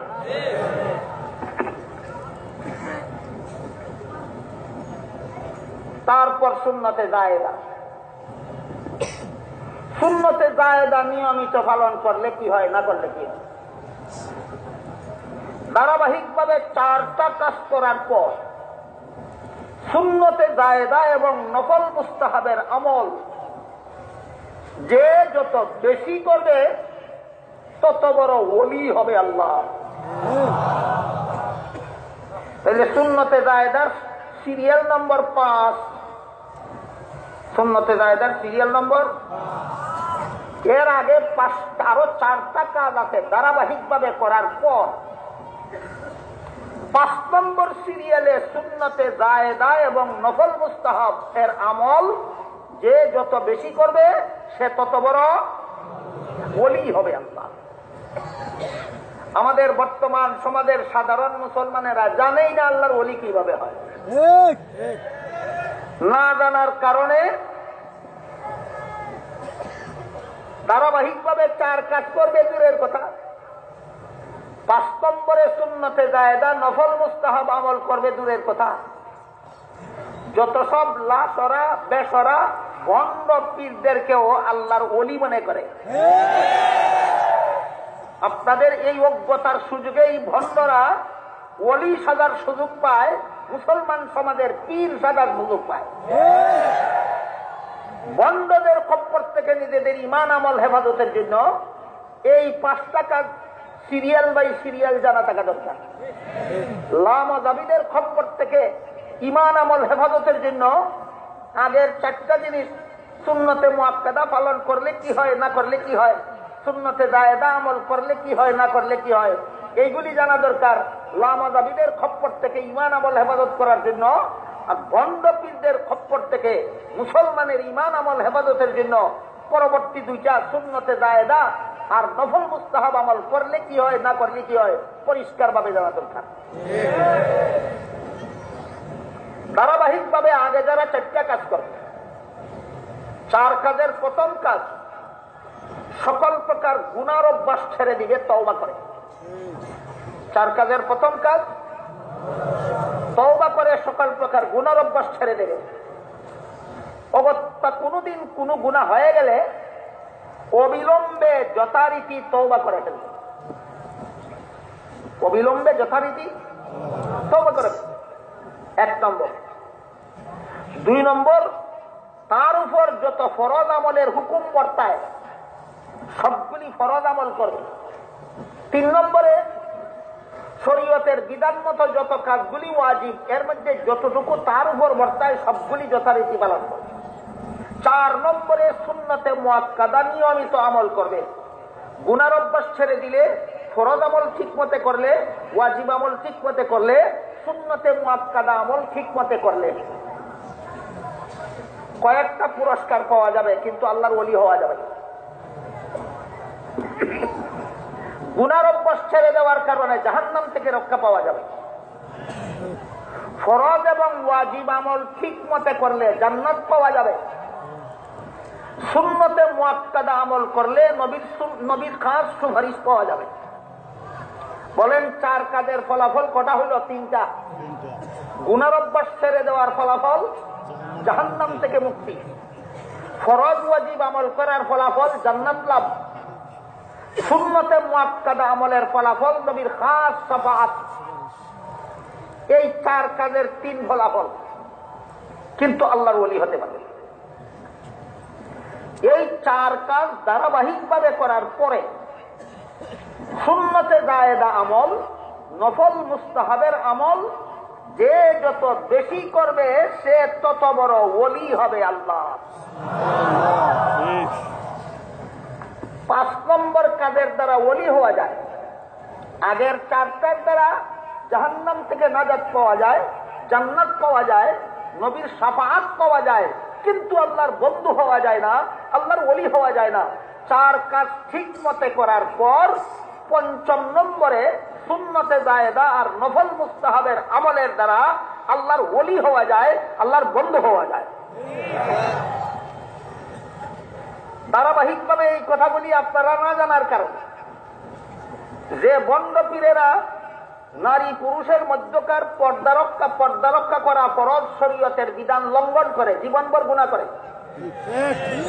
5 বেলার ফরজ নামাজের দ্বারে না, কমপক্ষে 1 মুষ্টি পরিমাণ লম্বা দাড়ি রাখার ওয়াজিব দ্বারে না, কমপক্ষে 1 মুষ্টি পরিমাণ লম্বা দাড়ি রাখা হানাফি মাযহাব মতেও ওয়াজিব, শাফিঈ মাযহাব মতেও ওয়াজিব, মালিকি মাযহাব মতেও ওয়াজিব, হাম্বলি মাযহাব মতেও ওয়াজিব। মুসলমান সমাজে একটা কথা আছে প্রচলিত, দাড়ি রাখা নবীর সুন্নত। হ্যাঁ, দাড়ি রাখা নবীর অর্থে 3 নম্বর অর্থে, যে অর্থের দিকে আমি একটু পরে যাচ্ছি। দাড়ি রাখা নবীর সুন্নত অর্থ আমলি সুন্নত নয়, দাড়ি রাখা নবীর সুন্নত অর্থ নবীর তরিকা। দাড়ি রাখা নবীর সুন্নত অর্থ আমলি সুন্নত না তরিকা অর্থে? নবীর সুন্নত কথার 1 নম্বর অর্থ নবীর হাদিস, নবীর সুন্নত কথার 2 নম্বর অর্থ আমলি সুন্নত, নবীর সুন্নত কথার 3 নম্বর অর্থ নবীর তরিকা। দাড়ি রাখা নবীর সুন্নত 2 নম্বর অর্থে নয়, দাড়ি রাখা নবীর সুন্নত 3 নম্বর অর্থে। না সুন্নত তরিকা মতে দাঁড়িয়ে আছে, না সুন্নত তরিকা মতে চুল আছে, না ফরজ নামাজ আছে, না পর্দা পুশিদা আছে, বরং গান বাজনার হারাম কাজ নিয়ে ব্যস্ত। আর যে মহাপবিত্র উরুস মুবারকে অসংখ্য অগণিত শিরিকি গুনাহ হয়, কুফরি গুনাহ হয়, বেদাত হয়, সেই উরুস নিয়ে যে সমস্ত ভণ্ডরা ব্যস্ত, এদেরকেও সমাজের অনেক মুসলমান আল্লাহর ওলি মনে করে। কেন? এরা জানে না কত কাজের দ্বারা ওলি হয়। আপনাদের জানা মতো গান বাজনা হালাল না হারাম? বন্ড ফিরেরা গান বাজনা নিয়ে লিপ্ত থাকে কিনা?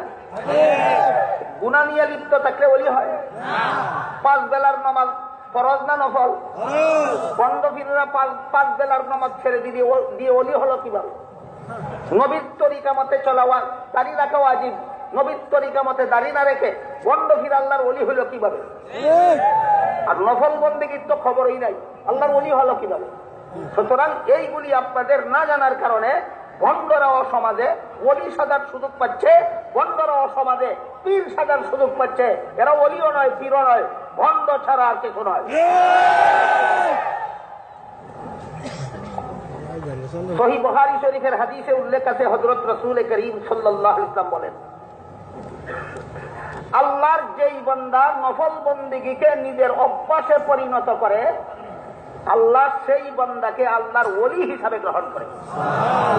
বলুন কোন আমলের দ্বারা আল্লাহর ওলি হওয়া যায়? নফল সুন্নতে জায়েদার, নফল মুস্তাহাবের আমলের দ্বারা আল্লাহর ওলি হওয়া যায়। গুনার অভ্যাস ছেড়ে দিলে কি পাওয়া যায়? ফরজ ওয়াজিব আমল করলে কি হয়? সুন্নতে মুআক্কাদা আমল করলে কি হয়? আর নফল মুস্তাহাবের অভ্যাস করলে কি হয়? কোনটার দ্বারা কি হয়, কোনটার দ্বারা কি হয়, কোনটার দ্বারা কি হয় পরিষ্কার ভাবে জানা থাকা দরকার। আর যেন জীবনে কোনোদিন আমরা ভুলে না যাই। গুনার অভ্যাস ছেড়ে দিলে জাহান্নাম থেকে নাজাত পাওয়া যায়, ফরজ ওয়াজিব আমল করলে জান্নাত পাওয়া যায়, সুন্নতে মুআক্কাদা আমল করলে নবীর খাস সুপারিশ পাওয়া যায়, আর সুন্নতে জায়েদা এবং নফল মুস্তাহাবের আমল করলে আল্লাহর ওলি হওয়া যায়। প্রথম আগের 4 কাজের দ্বারা যদি আমি জাহান্নাম থেকে নাজাত পেলাম, জান্নাত পেলাম, নবীর খাস সুপারিশ পেলাম, নফল বন্দেগী নাইবা করলাম, আল্লাহর ওলি হইলাম না, অসুবিধা কি? এই আরেক প্রশ্ন। গুনার অভ্যাস ছেড়ে দিয়ে আমি জাহান্নাম থেকে বাঁচলাম, ফরজ ওয়াজিব আমল করে আমি জান্নাত পেলাম, সুন্নতে মুআক্কাদা আমল করে কি পেলাম? নফল আমল আর করলাম না, সুন্নতে জায়েদা আমল করলাম না, আল্লাহর ওলি হলাম না, অসুবিধা কি? অসুবিধা নাই। তবে এই 4 কাজ করনেওয়ালার জান্নাত পাওয়া আর নফল বন্দেগীকে অভ্যাসে পরিণত করে আল্লাহর ওলি হওয়ার ব্যবধানটা, পার্থক্যটা কি আমাদের বোঝা দরকার। এবং সেটা একটা উদাহরণের মাধ্যমে আমরা খুব সহজে বুঝতে পারি। ধরুন আপনার একটা কাপড়ের দোকান আছে, দোকানে মাল বেচা কেনা করার জন্য 2 জন কর্মচারী নিযুক্ত করলেন। প্রত্যেকটা কর্মচারীর দৈনিক ডিউটি হলো 8 ঘন্টা, মাসিক বেতন 8,000 টাকা। বলুন 2 কর্মচারীর বেতনে ব্যবধান আছে না? ডিউটিতে ব্যবধান আছে। ডিউটিও সমান, বেতনও সমান। প্রতিদিন 8 ঘন্টা ডিউটি করবে, মাস শেষে 8 ঘন্টা বেতন পাবে। প্রথম কর্মচারী প্রতিদিন 8 ঘন্টা ডিউটি করে মাস শেষে 8,000 টাকা বেতন নিয়ে যায়। ওই কর্মচারীটা দোকানের মালিকের বন্ধু না কর্মচারী? ওই কর্মচারীটা কর্মচারী, বন্ধু নয়। কিন্তু দ্বিতীয় কর্মচারী ডেলি 8 ঘন্টা ডিউটি করে মাস শেষে 8,000 টাকা বেতন নিয়ে যায়, আর প্রতিদিন আরো 4 ঘন্টা ডিউটি করে বিনা বেতনে প্রতিদিন আরো 4 ঘন্টা ডিউটি করে। 1 বছর, 2 বছর, 5 বছর, 7 বছর, 20 বছর জীবন ভর যখন বিনা বেতনে প্রতিদিন 4 ঘন্টা করে ডিউটি করবে, তখন ওই কর্মচারীটা মালিকের কর্মচারী থাকবে না, বন্ধু হয়ে যাবে। ঠিক তেমনি ভাবে যারা গুনার অভ্যাস ছেড়ে দিল, এরা আল্লাহর বেতনভোগী চাকর। যারা ফরজ ওয়াজিব আমল করলো, এরা আল্লাহর বেতনভোগী চাকরের মতো। যারা সুন্নতে মুআক্কাদা আমল করলো, এরা আল্লাহর বেতনভোগী চাকরের মতো। আর যে ব্যক্তি সুন্নতে জায়েদা নফল মুস্তাহাব আমল করলো, এটা না করলেও জাহান্নাম থেকে নাজাত পাওয়া যায়, এটা না করলেও জান্নাত লাভ করা যায়, এটা না করলেও নবীর শাফাআত পাওয়া যায়। পরে কেন? বেতনের জন্য নয়, মালিককে খুশি করার জন্য। এই জন্য আল্লাহ রাসূল বলেন, নফল বন্দেগীকে যারা অভ্যাসে পরিণত করে, আল্লাহ তাদেরকে আল্লাহর ওলি হিসাবে গ্রহণ করে। এবার বলুন, বেতনভোগী কর্মচারী আর বন্ধুতে কোনো ব্যবধান আছে? দেখতেন নিভাবে 4 কাজ করনেওয়ালা বান্দা আর নফল বন্দেগী করনেওয়ালা বান্দা, আল্লাহর দৃষ্টিতে আকাশ পাতাল ব্যবধান আছে।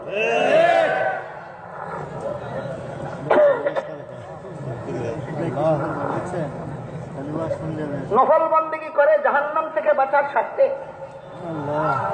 নফল বন্দেগী করে জান্নাত লাভের স্বার্থে, নফল বন্দেগী করে নবীর শাফাআত পাওয়ার স্বার্থে, না বিনা স্বার্থে? নফল বন্দেগী করে বিনা স্বার্থে, এর মানে হলো ওভার ডিউটি করে। এর মানে হলো ওভার ডিউটি করে। ওভার ডিউটি কেন করে? নিজের স্বার্থে নয়, মালিককে খুশি করার জন্য, মনিবকে খুশি করার জন্য। এই জন্য বুখারী শরীফের হাদিসে উল্লেখ আছে, আল্লাহ রাসূল বলেন, আল্লাহ তাকে আল্লাহর ওলি হিসাবে গ্রহণ করেন। ওলি শব্দের যত অর্থ আছে, এর মধ্যে একটা হলো বন্ধু। আল্লাহর ওলি মানে আল্লাহর বন্ধু। বলেন, শুধুমাত্র বেতনভোগী ডিউটি করে আল্লাহর বন্ধু হওয়া যায়, না ওভার ডিউটি করতে হয়? সেই ওভার ডিউটির নাম সুন্নতে জায়েদা আর নফল মুস্তাহাব।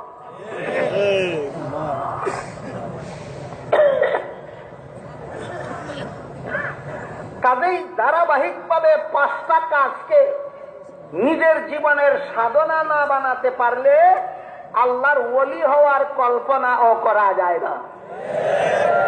হাদিস শরীফে আল্লাহ রাসূল আরো বলেন, নফল বন্দেগীকে যারা অভ্যাসে পরিণত করে, তাদেরকে যে আল্লাহ তার ওলি হিসাবে গ্রহণ করেন, আল্লাহর বন্ধু হিসাবে গ্রহণ করেন, তখন ওই বন্ধুর মুখ, ওই বান্দার মুখ আল্লাহর মুখ হয়ে যায়, ওই বান্দার হাত আল্লাহর হাত হয়ে যায়, ওই বান্দার পা আল্লাহর পা হয়ে যায়। কত নম্বর কাজের দ্বারা বান্দার মুখ আল্লাহর মুখ হয়ে যায়? কত নম্বর কাজের দ্বারা বান্দার হাত আল্লাহর হাত হয়ে যায়? কত নম্বর কাজের দ্বারা বান্দার পা আল্লাহর পা হয়ে যায়? 5 নম্বর কাজের দ্বারা। কেন? এটা বোঝার জন্য আরেকটা উদাহরণ দিচ্ছি, শুনুন।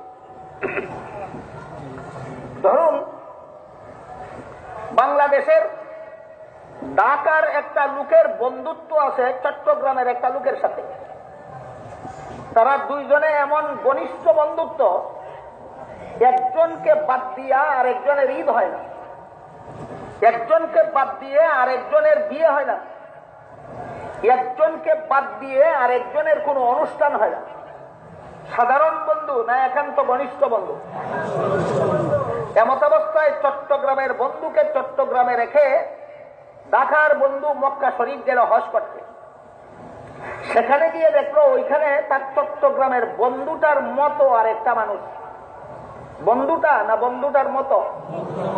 মতো বলতে ওই লোকটার চেহারা তার বন্ধুর চেহারার মতো, ওই বন্ধুটার লিবাস পোশাক তার বন্ধুর লিবাস পোশাকের মতো, ওই বন্ধুর চাল চলন তার বন্ধুর চাল চলনের মতো, ওই লোকটার কথাবার্তা তার বন্ধুর কথাবার্তার মতো।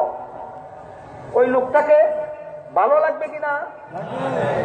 বন্ধু হওয়ার কারণে ভালো লাগলো না বন্ধুর মতো হওয়ার কারণে? ঠিক তেমনি ভাবে আল্লাহর গোটা সৃষ্ট জগতের মধ্যে আল্লাহর সবচেয়ে বড় একান্ত ঘনিষ্ঠ বন্ধু আছেন মাত্র একজন, তিনি হলেন মুহাম্মদুর রাসূলুল্লাহ সাল্লাল্লাহু আলাইহি ওয়াসাল্লাম। বুঝে থাকতে বলুন, আল্লাহর গোটা সৃষ্ট জগতে আল্লাহর একান্ত ঘনিষ্ঠ বন্ধু কতজন? একজন। তিনি হলেন একমাত্র মুহাম্মদুর রাসূলুল্লাহ সাল্লাল্লাহু আলাইহি ওয়াসাল্লাম।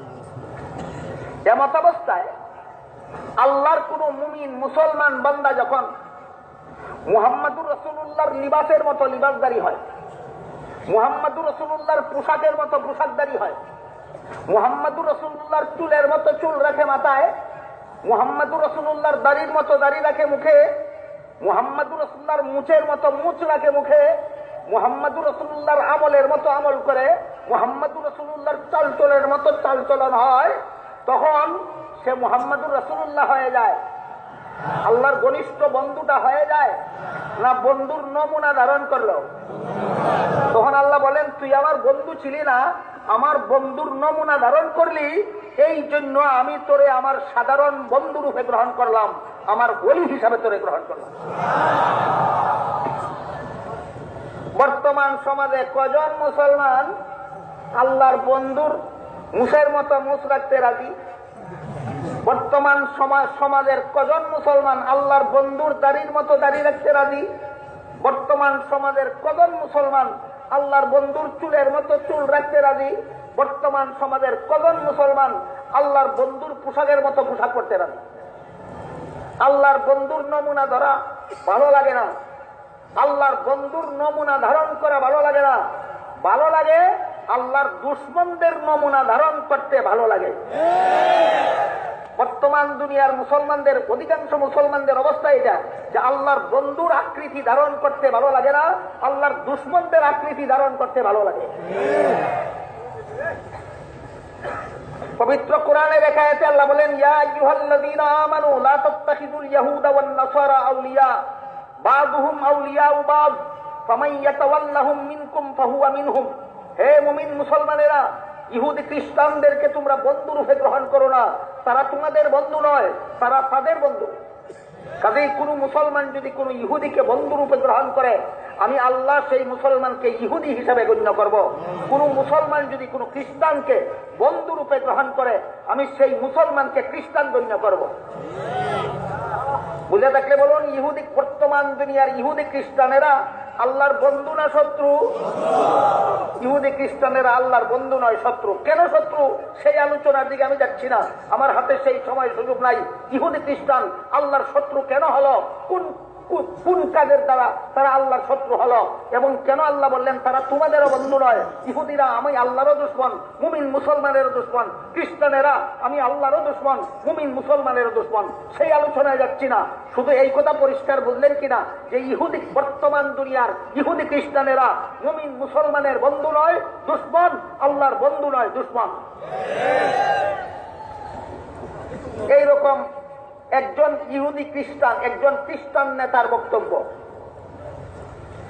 আপনারা আজকে যে প্রতিষ্ঠানের উদ্যোগে আয়োজিত এই মহাসম্মেলনে যোগদান করেছেন, জামিয়াতুস সুন্নাহ, এটা একটা কওমি মাদ্রাসা, আর উপমহাদেশের সমস্ত কওমি মাদ্রাসার মডেল দারুল উলুম দেওবন্দ মাদ্রাসা।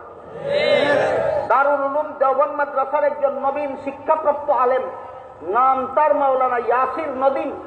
মাওলানা ইয়াসির নদীম বর্তমান বিশ্ব পরিস্থিতি সম্পর্কে একটা মহামূল্যবান গ্রন্থ লিখেছেন, সেটার নাম হলো গ্লোবালাইজেশন আওয়ার ইসলাম। সেই গ্রন্থে তিনি আমেরিকার সাবেক প্রেসিডেন্ট জর্জ ডব্লিউ বুশের একটা বক্তৃতার উদ্ধৃতি দিয়েছেন। আমেরিকার সাবেক প্রেসিডেন্ট জর্জ ডব্লিউ বুশ মুসলমান না খ্রিস্টান? খ্রিস্টান নেতা বুশ তার একটা বক্তৃতার উদ্ধৃতি দিয়েছেন। সেই বক্তৃতায় বুশ বলেছে, আমি সারা দুনিয়ার সমস্ত পুরুষের চেহারাকে দাড়িমুক্ত অবস্থায় দেখতে চাই, আর সারা দুনিয়ার সমস্ত নারীদের চেহারাকে পর্দা মুক্ত অবস্থায় দেখতে চাই। বুশের বক্তৃতা বুঝে থাকতে বলুন, সমস্ত পুরুষের চেহারাকে দাড়িমুক্ত অবস্থায় দেখতে ভালোবাসে কে? বুশ।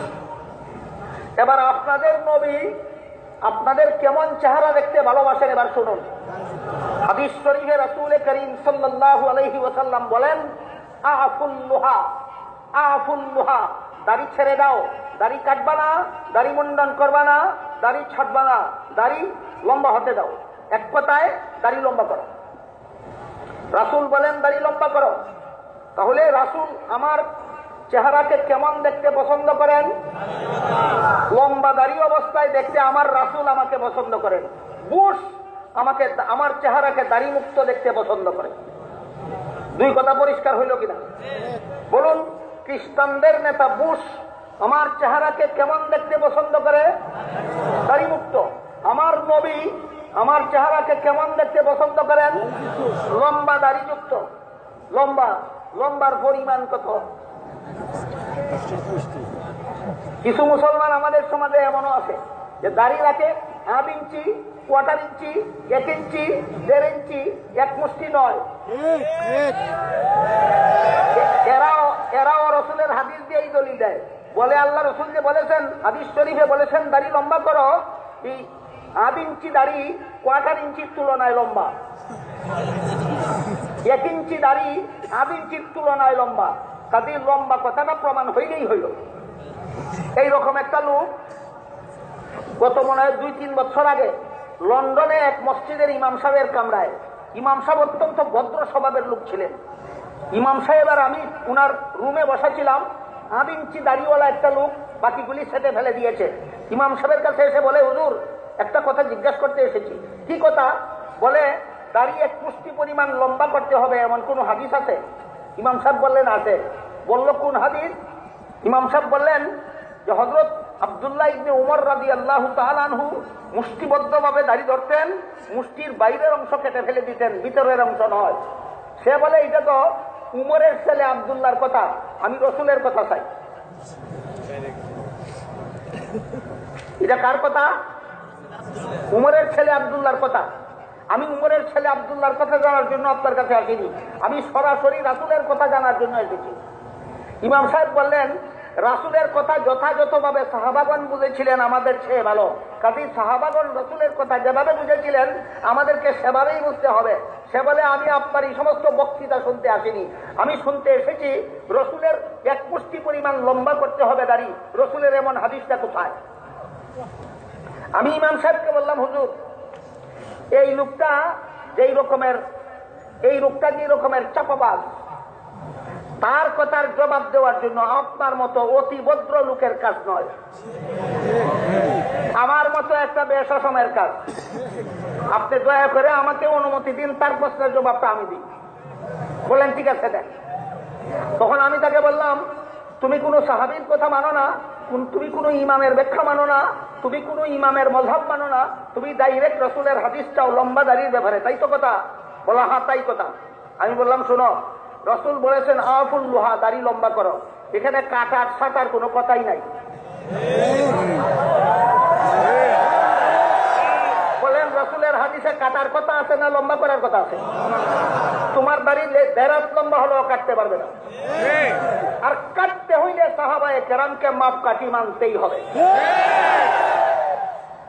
বলেন সুন্নতে রাসূলই যথেষ্ট না সাহাবায়ে কেরামও মাপকাঠি?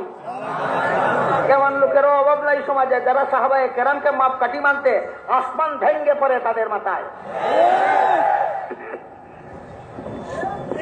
আমি বলতেছিলাম যে এই কথা, সারা দুনিয়ার সমস্ত পুরুষের চেহারাকে দাড়ি মুক্ত অবস্থায় দেখতে পছন্দ করে কে? মুসলমান পুরুষের চেহারাকে লম্বা দাড়ি বিশিষ্ট দেখতে পছন্দ করেন কে? মুহাম্মদুর রাসূলুল্লাহ। বর্তমান সমাজের বেশিরভাগ মুসলমান, এবার আমার কথা বুঝে থাকলে বলুন, বর্তমান সমাজের বেশিরভাগ মুসলমান নিজের নবীর পছন্দ মতো চেহারাকে সাজাইল না আল্লাহর দুশ্মনের পছন্দ মতো সাজাইল? আল্লাহর দুশ্মনের নমুনা ধারণ করলে আল্লাহর বন্ধু হয় না আল্লাহর বন্ধুর নমুনা ধারণ করলে আল্লাহর বন্ধু হয়? এই জন্য সহিহ বুখারী শরীফের হাদিসে উল্লেখিত হাদিসে আল্লাহ রাসূল বলেন, সুন্নতে জায়েদা নফল মুস্তাহাবের আমল যে যত বেশি করবে সে তত বড় ওলি হবে আল্লাহ। ওলি শব্দের অর্থ বন্ধু। আল্লাহর সবচেয়ে বড় ঘনিষ্ঠ বন্ধু মুহাম্মদুর রাসূলুল্লাহ সাল্লাল্লাহু আলাইহি ওয়াসাল্লাম, তার নমুনা যে যত বেশি ধারণ করবে সে তত বড় ওলি হবে আল্লাহ। আরেকটা আনুষঙ্গিক কথা বলতে চাই, সেটা হলো আমাদের বর্তমান সমাজের যে সমস্ত মুসলমানেরা মুখে দাড়ি রাখেন না, তাদের ব্যাপারে আমার 2টা ধারণা আছে। ভালো, খারাপ না ভালো? ভালো। আমাদের সমাজের যে সমস্ত মুসলমানেরা মুখে দাড়ি রাখেন না, তাদের ব্যাপারে আমার দুইটা ধারণা আছে ভালো। সঠিক না বেঠিক আপনারা শুনলে পরে বলবেন, আগে বলবেন না। আমি বলছি, 1 নম্বর ভালো ধারণা হইল এদের ব্যাপারে, এরা বুশের বক্তৃতার কারণে দাড়ি ফেলে না, পরিবেশগত কারণে দাড়ি ফেলে। বুশের বক্তৃতার খবরও নাই এদের কাছে। এটা এদের ব্যাপারে আমার ধারণা। এরা মুখের দাড়ি ফেলে দিল বুশের বক্তৃতার কারণে না পরিবেশগত কারণ। যে স্কুলে পড়তে গেল সেই স্কুলের অন্যান্য ছাত্ররাও দাঁড়িয়ে রাখে না, সেও দাঁড়িয়ে রাখে না। যেই কলেজে পড়তে গেল সেই কলেজের অন্যান্য ছাত্ররা দাঁড়িয়ে রাখে না, সেও দাঁড়িয়ে রাখে না। যে অফিসে চাকরি করতে গেল অন্যান্য অফিসারেরা দাঁড়িয়ে রাখে না, সেও দাঁড়িয়ে রাখে না। এই হইল আমাদের সমাজের মুসলমানদের দাড়ি না রাখার মূল কারণ। এদের সম্পর্কে আমার একটা সুধারণা। এবার বলেন আমার ধারণাটা ঠিক না বেঠিক? এদের সম্পর্কে আমার আর একটা সুধারণা আছে, সেটা হলো এই সমস্ত দাড়ি মুন্ডনকারী মুসলমান পুরুষেরা যেদিন জানতে পারবে, বুঝতে পারবে যে আল্লাহর দুশমন আমাকে দাড়ি মুক্ত অবস্থায় দেখতে পছন্দ করে আর আল্লাহর বন্ধু আমাকে লম্বা দাড়ি অবস্থায় দেখতে পছন্দ করেন, এই কথাটা যেদিন বুঝতে পারবে, এই দিন এদেরকে কোনো শাসনের দরকার হবে না, কোনো বিধিনিষেধ আরোপ করার দরকার হবে না, কোনো রকমের শাসানির দরকার হবে না। একমাত্র আল্লাহর বন্ধুর নমুনা ধারণ করার জন্য সব প্রণোদিত ভাবেই দাড়ি লম্বা করবে। এই জন্য নবীর সুন্নতটা বোঝা দরকার গুরুত্ব সহকারে। নবীর সুন্নতের গুরুত্ব যেদিন উম্মতের অন্তরে অনুভূত হবে, সেই দিন কোন রকমের শাসন লাগবে না, কোন রকমের শাস্তি লাগবে না। নবীর মুহাব্বতেই নবীর সুন্নতের অনুসারী হয়ে যাবে। পরিষ্কার ভাষায় হাদিস শরীফে আল্লাহ রাসূল বলেছেন, মান আহাব্বা সুন্নতি ফাকাদ আহাব্বানি ওয়া মান আহাব্বানি কানা মাই ফিল জান্নাহ। যে ব্যক্তি আমার সুন্নতকে মহব্বতের সাথে গ্রহণ করবে, সেই ব্যক্তি সত্যিকারের অর্থে আমাকে মহব্বতকারী হবে, আর আমাকে যারা মহব্বত করবে তারা আমার সাথে জান্নাতে যাবে। আরেক হাদিসে আল্লাহ রাসূল বলেন, কুল্লু উম্মতি ইয়াদখুলুনাল জান্নাতা ইল্লা মান আবা। কিলা ওয়া মান আবা? কালা মান আতানি দাখালাল জান্নাতা ওয়া মান আসানি ফাকাদ আবা। রাসূল বলেন, আমার সমস্ত উম্মত জান্নাতে যাবে, আমার সমস্ত উম্মত জান্নাতে যাবে, কিন্তু যারা আমাকে মানে না তারা জান্নাতে যাবে না। রাসূল কি বললেন? আমার সমস্ত উম্মত জান্নাতে যাবে, এ পর্যন্তই কথা শেষ না কিন্তু আছে? রাসূল বলেন কিন্তু যারা আমাকে মানে না তারা জান্নাতে যাবে না। সাথে সাথে সাহাবায়ে কেরাম জিজ্ঞাসা করলেন, আপনাকে মানে না কারা? আল্লাহ রাসূল বলেন, আমার তরিকা মতে চলে যারা, আমাকে মানে তারা, আমার সাথে জান্নাতে যাবে তারা। আমার তরিকা মতে যারা চলে না, তারা আমাকে মানে না, তারা জান্নাতে যাবে না।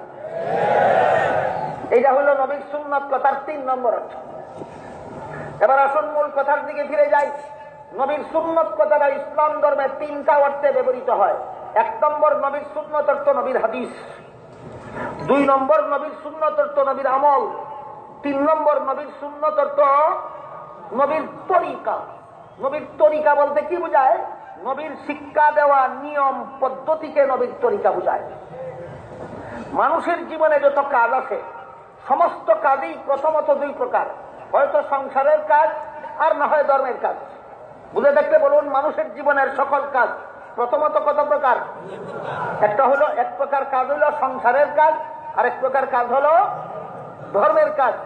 সংসারের কাজের বেলায়ও নবীর তরিকা আছে, ধর্মের কাজের বেলায়ও নবীর তরিকা আছে। সংসারের কাজও যদি কেউ নবীর তরিকা মতে করে, সংসারের কাজ করেও ইবাদতের সওয়াব পায়। ধর্মের কাজও যদি কেউ নবীর তরিকা বাদ দিয়ে মন গড়া মতে করে, তার ধর্মের কাজটাই বেদাত হয়ে যায়। সংসারের কাজ বেদাত হয় না, ধর্মের কাজ বেদাত হয়। কিভাবে করলে? নবীর তরিকা বাদ দিয়ে মন গড়া মতে করে। 2টা উদাহরণ শুনুন। পড়া, ওজিফা পড়া, জিকির করা, দুরূদ পড়া, দোয়া করা, এগুলি সংসারের কাজ না ধর্মের কাজ? খাওয়া, ঘুমানি, পেশাব পায়খানা, ব্যবসা বাণিজ্য, কৃষিকাজ, চাকরি বাকরি, এইগুলি ধর্মের কাজ না সংসারের কাজ? পরিষ্কার হলো? কতগুলি কাজ আছে ধর্মের কাজ, কতগুলি কাজ আছে সংসারের কাজ। 5 বেলার নামাজটা কিসের কাজ? ধর্মের কাজ। পুরুষের জন্য নবীর তরিকা হলো 5 বেলার নামাজ জমাতের সাথে পড়বে। পুরুষের জন্য 5 বেলার নামাজ যে ধর্মের কাজ, এই বেলায় নবীর তরিকা কি?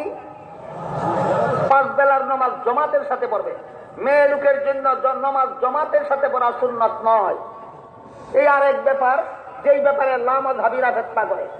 আমার জানা মতে বর্তমান বিশ্বে সর্বপ্রথম যেই ফিতনাবাজ নারী পুরুষের নামাজে কোনো ব্যবধান নাই বলে ফতোয়াবাদী করেছিল, এই ফাত্তানের নাম ছিল নাসিরউদ্দিন আলবানী।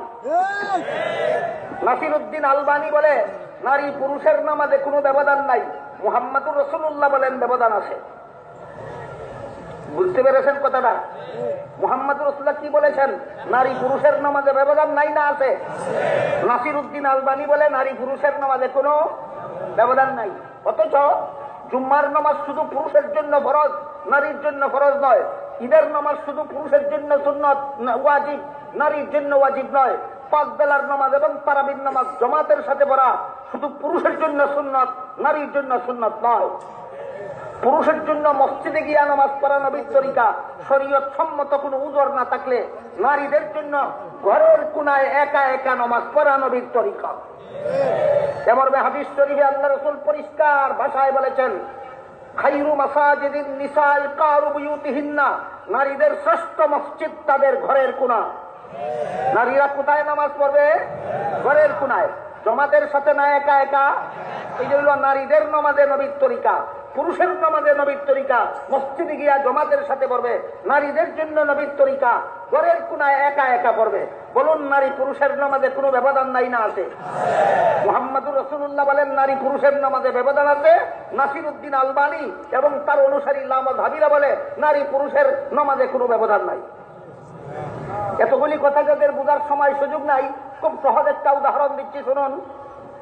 একটা পুরুষ যদি নাভির থেকে হাঁটু পর্যন্ত দেখে নামাজ পড়ে ফেলে, সুন্নতের খেলাফ হোক, মাকরুহ হোক, যাই কিছু হোক, নামাজটা হয়ে যাবে কিনা? নাভির থেকে হাঁটু পর্যন্ত দেখে যদি কোনো পুরুষ নামাজ পড়ে ফেলে, সুন্নতের খেলাফ হবে, মাকরুহ হবে, সওয়াব কম হবে, কিন্তু নামাজটা হয়ে যাবে কিনা? একটা নারীও যদি নাভির থেকে হাঁটু পর্যন্ত দেখে নামাজ পড়ে ফেলে, উভয় কি হবে নামাজ? এরপরও কি আপনাদের বুঝার বাকি রইল নারী পুরুষের নামাজে ব্যবধান নাই? আকাশ পাতাল ব্যবধান আছে নারী পুরুষের নামাজে। পুরুষের জন্য নবীর তরিকা হলো 5 বেলার নামাজ মসজিদে গিয়া জামাতের সাথে পড়ে। তাই এক হাদিসে আল্লাহ রাসূল বলেন, যেই ব্যক্তি এশার নামাজ মসজিদে গিয়ে জামাতের সাথে, এশার নামাজ জামাতের সাথে পড়লো, পরে ঘুমাইলো, এশার নামাজ পড়লো, আল্লাহর হুকুম আদায় করলো, জামাতের সাথে পড়লো, নবীর তরিকা মতে করলো, আল্লাহ রাসূল বলেন এই জন্য অর্ধেক রাতের ঘুম তার ইবাদতে লেখা হয়ে যাবে। সে সুন্নত তরিকা মতে ঘুমাইলো না মন গড়া মতে ঘুমাইলো? এশার নামাজ জামাতের সাথে পড়ার পরে ঘুমাইলো, এশার নামাজ জামাতের সাথে পড়ার পরে ঘুমাইলো, মন গড়া মতে ঘুমাইলো না নবীর তরিকা মতে ঘুমাইলো? ঘুমানিটা কি ছিল ধর্মের কাজ না সংসারের কাজ? কিন্তু নবীর তরিকা মতে ঘুমানির কারণে আল্লাহ রাসূল বলেন অর্ধেক রাতের ঘুম তার ইবাদতে লেখা হয়ে গেল। আবার যখন ঘুম থেকে জাগার পর ফজরের নামাজ জামাতের সাথে পড়লো, বাকি অর্ধেক রাতের ঘুম তার ইবাদতে লেখা হয়ে গেল। সুতরাং যেই লোকটা, যেই পুরুষটা এশার নামাজ জামাতের সাথে পড়ার পর ঘুমাইলো আর ফজরের নামাজ ঘুম থেকে জাগার পরে জামাতের সাথে পড়লো, আল্লাহর রাসূল বলেন এশার থেকে ফজর পর্যন্ত সারা রাত যত ঘুম ঘুমাইলো, সারা রাতের ঘুম তার ইবাদতে লেখা হয়ে গেল। এবার বলুন, সারা রাতের ঘুম আসলেই ধর্মের কাজ ছিল না সংসারের কাজ? ইবাদতে পরিণত হলো কেন? নবীর তরিকা মতে ঘুমানির কারণে, নবীর তরিকা মতে জাগার কারণে, নবীর তরিকা মতে ঘুমানির কারণে, নবীর তরিকা মতে জাগার কারণে। সুতরাং সংসারের কাজও যদি কেউ নবীর সুন্নত মতে করে 3 নম্বর অর্থে, বলুন নবীর সুন্নত কথার 3 নম্বর অর্থ কি? নবীর সুন্নত মতে করে 3 নম্বর অর্থে সংসারের কাজও যদি করে, সংসারের কাজ করেও সে ইবাদতের সওয়াব পায়। আরেকটা উদাহরণ দেখুন। আপনাদের জানা মতে বিবির সাথে মিলামিশা করা কিসের কাজ? সংসারের কাজ। বিবির সাথে মিলামিশা করা সংসারের কাজ। হাদিস শরীফে আল্লাহ রাসূল বলেন যে ব্যক্তি তার বিবির সাথে মিলামিশা করে সেও ইবাদত বন্দেগীর সওয়াব পায়। সাহাবায়ে কেরাম জিজ্ঞেস করেন, ও আল্লাহর রাসূল, বিবির সাথে মিলামিশা করে একটা লোকে তার মনের আনন্দ করলেও কি ইবাদতের সওয়াব পাওয়া যায়? রাসূল জবাবে বলেন, মনের আনন্দ না নিরানন্দ সেটা ব্যাপার নয়, দেখার ব্যাপার হইল মন গড়া মতে করলো না নবীর তরিকা মতে করলো। এই লোকটা যদি মনের আনন্দ করার জন্য বিবির কাছে না গিয়ে ভিন্ন নারীর কাছে যেত তাহলে গুনাহ হইতো কিনা? সাহাবায়ে কেরাম বলেন অবশ্যই গুনাহ হইতো।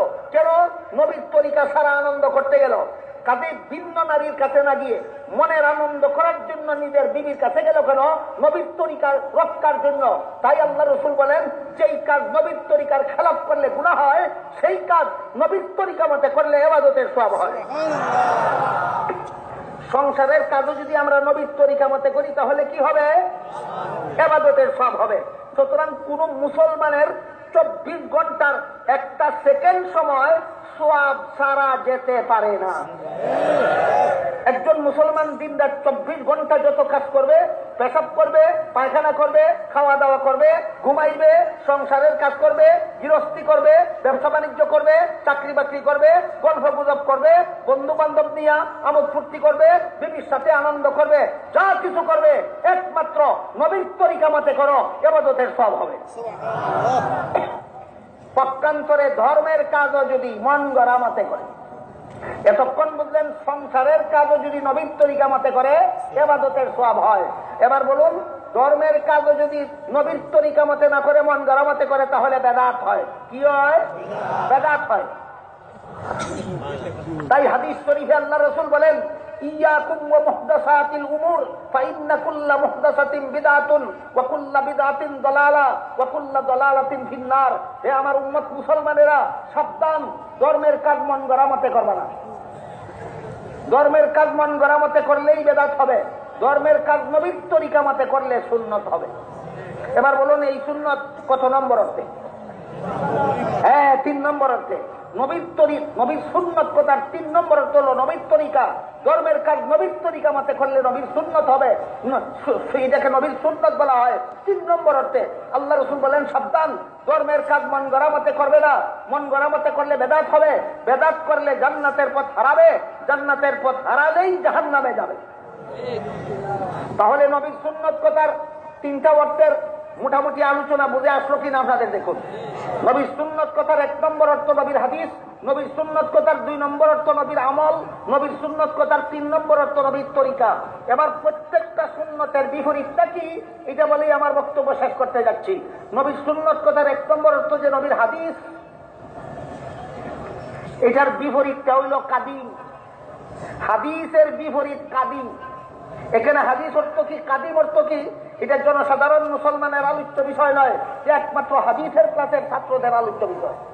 হাদিসের ক্লাসের ছাত্ররা বলবে হাদিসকে হাদিস নামে কেন নামকরণ করা হলো এবং এর বিপরীতটা কাদিম বলতে কি বোঝায়, এটা আপনাদের জন্য নয়। এই জন্য নবীর সুন্নত কথার 1 নম্বর অর্থ যে নবীর হাদিস, এর বিপরীতটার আলোচনা আজকের জন্য আমি মুলতবি রাখলাম। 2 নম্বর নবীর সুন্নত কথার 2 নম্বর অর্থ নবীর আমল। এটা 2 প্রকার, সুন্নতে মুআক্কাদা, সুন্নতে জায়েদা। সুন্নতে মুআক্কাদার বিপরীতটার নাম মাকরুহ, সুন্নতে জায়েদার বিপরীতটার নাম খেলাফে আওলা, অনুত্তম। আর নবীর সুন্নত কথার 3 নম্বর অর্থ যে নবীর তরিকা, এর বিপরীতটার নাম বেদাত। মনে থাকবে কিনা দেখুন, নবীর সুন্নতে মুআক্কাদার বিপরীতটার নাম মাকরুহ, সুন্নতে জায়েদার বিপরীতটার নাম খেলাফে আওলা। নবীর সুন্নত কথার 3 নম্বর অর্থ নবীর তরিকা, এর বিপরীতটার নাম বেদাত। আল্লাহ আপনাদের আমাদের সবাইকে নবীর সুন্নত গুলি বুঝে সবগুলি সুন্নত যথাযথভাবে জীবনে গ্রহণ করার, আমল করার, পালন করার তৌফিক দান করুন, আমিন।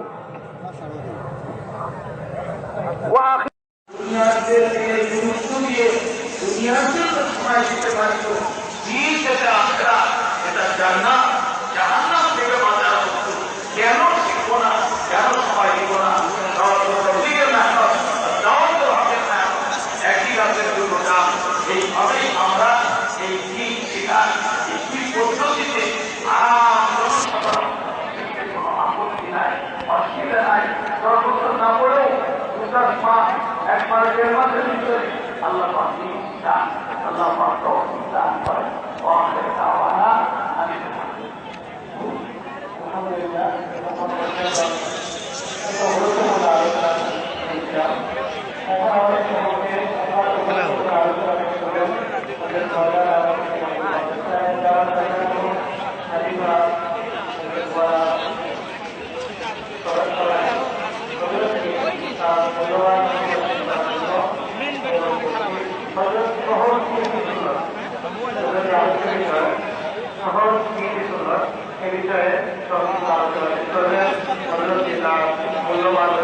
السلام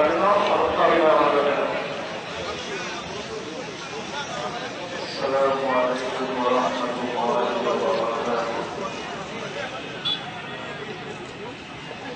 نحمده ونصلي على رسوله الكريم. أما بعد فأعوذ بالله من الشيطان الرجيم. بسم الله الرحمن الرحيم.